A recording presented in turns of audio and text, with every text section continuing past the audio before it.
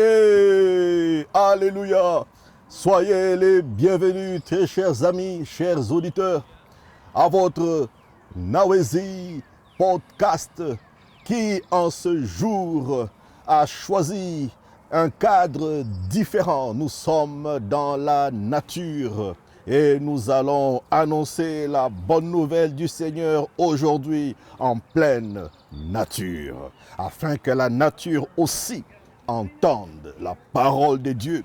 N'est-il pas écrit que toute la création soupire à la manifestation, à l'avènement des fils de Dieu? Alors je vous invite, mes chers amis, à vous abonner, à appuyer sur l'abonnement sur notre page YouTube et à partager dans toute la francophonie. Le Seigneur Jésus-Christ n'a-t-il pas dit que cette parole soit prêchée, soit annoncée jusqu'aux extrémités de la terre? C'est alors que le temps de la fin viendra. Alors prenez vos Bibles, prenez vos blocs-notes et nous allons foncer dans ces quelques minutes de votre temps où le Seigneur a mis dans mon cœur un message pour vous encourager, pour vous fortifier. Et le titre de ce message aujourd'hui, c'est le mystère de la rédemption. Le mystère de la rédemption. Nous parlons de la rédemption, mais la rédemption, c'est un mystère. Lorsque vous comprenez ce secret, lorsque vous comprenez cette clé, votre vie ne sera plus jamais pareille. Allons-y dans la parole de Dieu.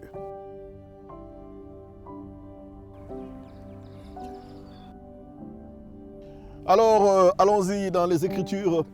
L'apôtre Paul nous parle dans les livres de 1 Corinthiens, le chapitre 6, le verset 19 à 20. Je l'ai pris en version français courant. Ne savez-vous pas, l'apôtre Paul dit, que votre corps est le temple du Saint-Esprit, et cet Esprit qui est en vous et que Dieu vous a donné. Vous ne vous appartenez pas, le verset 20. Dieu vous a acquis. Dieu nous a acquis. Il a payé le prix pour cela. C'est lui qui a payé le prix. Mettez donc votre corps lui-même au service de la gloire de Dieu. Donc nous avons été acquis.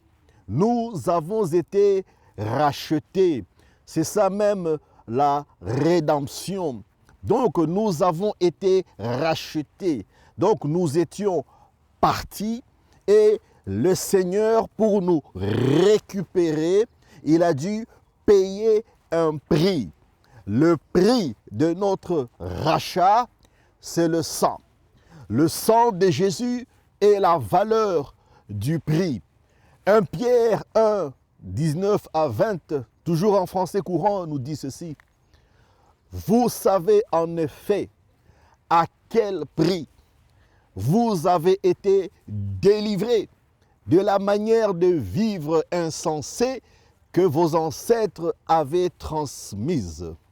Ce ne fut pas au moyen des choses périssables. Ce ne sont pas des choses périssables comme l'or, comme l'argent, comme l'argent ou l'or. Non, vous avez été délivrés par le sang précieux du Christ, sacrifié comme un agneau sans défaut et sans tache. Ce n'est pas l'argent qui t'a racheté, ce n'est pas l'or qui t'a racheté. Donc tu ne peux pas racheter ton salut en donnant de l'argent. Quelle que soit la quantité d'argent que tu peux avoir, tu ne peux pas racheter ta vie par les biens matériels. Ta vie, ton âme est acquise seulement par un seul élément. C'est ça même le mystère caché de la rédemption. Et cet élément, c'est le sang de Jésus. C'est ce sang qui a coulé il y a 2000 ans de cela à la croix, afin que je sois racheté, que tu sois racheté, que celui ou celle qui ouvre son cœur et qui accepte le Seigneur Jésus-Christ comme Seigneur et Sauveur de sa vie, soit racheté et réconcilié avec Dieu. Le péché et la mort sont entrés sur la terre par un homme. Voici de quoi nous avons été rachetés. Nous avons été rachetés du péché. Pas parce que nous avons péché, mais le péché originel a commis dans le jardin d'Éden par l'homme adamique. Romains 5, l'apôtre Paul nous dit, le verset 12 à 13, toujours en français courant, le péché est entré dans le monde. Dans ce monde, le péché a fait son entrée à cause d'un seul homme, Adam. Et le péché a amené quelque chose qui n'a pas existé dans le jardin d'Éden. Le péché a amené la mort. Et ainsi, la mort a atteint tous les hommes parce que tous les hommes ont péché à travers leur ancêtre Adam. Avant que Dieu ait révélé la loi à Moïse, donc avant même la loi de Moïse, le péché était déjà rentré. Le péché existait déjà dans le monde, mais comme il n'y avait pas encore la loi, Dieu ne tenait pas pour compte du péché. Donc la loi est rentrée dans le monde à travers Moïse pour montrer à l'homme son état de pécheur. Donc le péché était déjà rentré.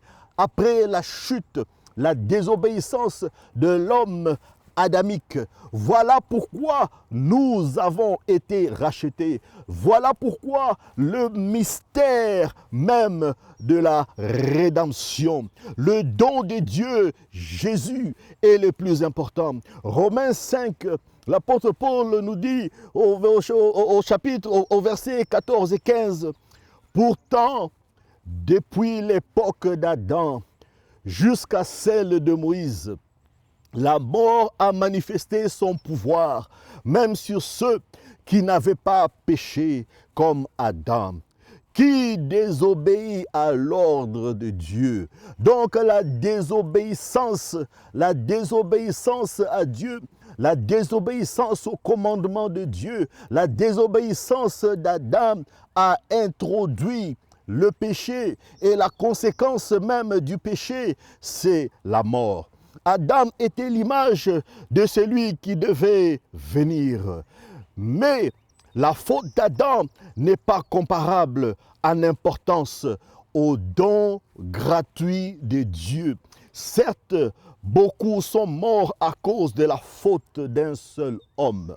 Beaucoup sont morts à cause de la faute d'un seul homme. Ne fait pas partie de ce nombre de beaucoup. Beaucoup sont morts, mais la grâce de Dieu, la faveur imméritée de Dieu, la grâce de Dieu est bien plus grande et le don qu'il a accordé gratuitement. Vous voyez, tantôt j'ai dit, ce n'est ni par l'or ni par l'argent. Donc il y a un don que Dieu a fait à l'humanité et ce don est gratuit. Le don gratuit de Dieu a beaucoup par un seul homme, Jésus-Christ, est bien plus important. Le don de Dieu par Jésus-Christ, le sacrifice du Seigneur Jésus à la croix de Golgotha est beaucoup plus important parce qu'il nous rachète du péché et il nous rachète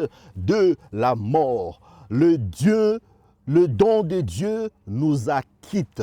Donc nous étions condamnés, nous étions accusés, comme dans une cour de justice, nous sommes sur le banc des accusés parce que nous n'avons pas encore reçu le don de Dieu. Quand tu n'as pas encore reçu le don de Dieu, tu es assis sur le banc des accusés dans une cour où Satan, le diable lui-même, s'assure de te condamner et d'apporter l'acte de ta condamnation devant le juge, disant cette personne a péché à cause de la nature d'Adam qui opère en elle. C'est ça la problématique.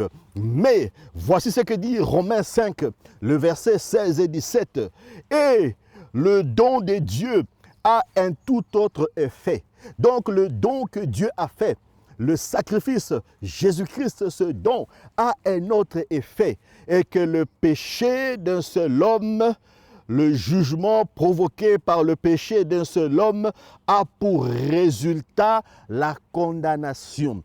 Donc, ce qu'un seul homme a accompli dans le jardin d'Éden, Adam a introduit une condamnation. Nous étions condamnés avant même que nous puissions venir sur cette terre. En entrant sur cette terre, nous sommes rentrés avec une condamnation. Nous sommes condamnés à cause de la chair, à cause de la nature adamique, tandis que le don gratuit de Dieu accordé après de nombreuses fautes a pour résultat l'acquittement.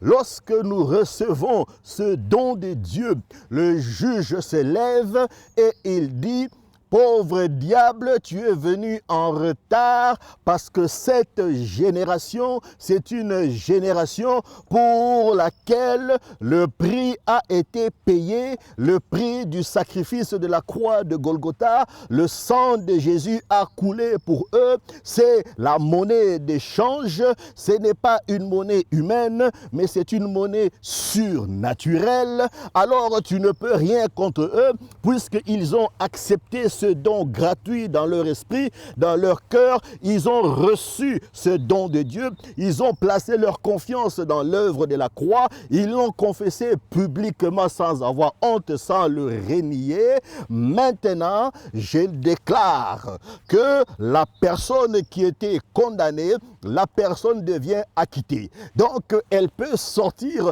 librement de la cour. Voilà le mystère de la rédemption. Certes, la mort a manifesté son pouvoir par la faute d'un seul, à cause d'un seul être. Mais par le seul Jésus-Christ, nous obtenons beaucoup plus.